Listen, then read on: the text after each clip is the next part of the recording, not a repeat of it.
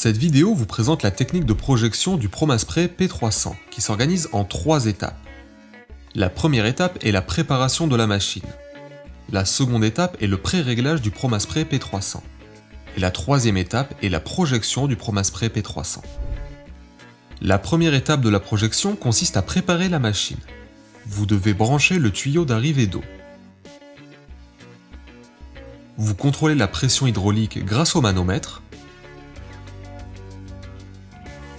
Pour l'alimentation électrique, vérifiez le bon état des câbles et la bonne connexion de la prise sur la machine. Pour finir la préparation de la machine, il vous reste à contrôler le fonctionnement du compresseur en tournant le commutateur de marche.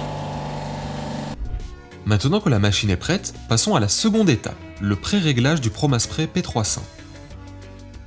Pour débuter, nous alimentons la machine en versant le ProMaspray P300 dans la trémie.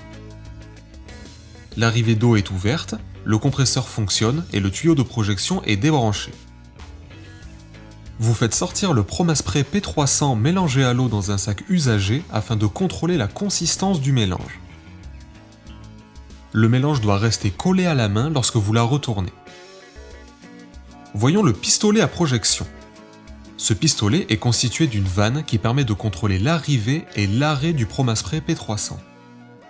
Une autre vanne, beaucoup plus petite, est la vanne d'arrivée de l'air, qui permet la projection du ProMaspray P300.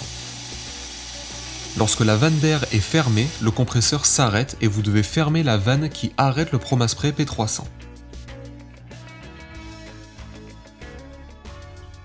Avant de débuter la projection, il est nécessaire de contrôler le grain qui doit être régulier. Vous pouvez modifier le grain en réglant la distance de la canne d'arrivée de l'air. La méthode consiste à mesurer le diamètre de la buse. Cette mesure correspond à la distance entre la canne d'arrivée de l'air et la tête de la buse de projection. Il existe 3 diamètres différents de buse. Le choix est conditionné par les performances attendues, la nature du support et la finesse du grain demandé. Selon le réglage de la canne d'arrivée de l'air et le débit de l'eau, vous pouvez obtenir le grain de projection que vous désirez. Plus on augmente le débit d'eau, moins on consomme de produit, au détriment de la finesse du grain.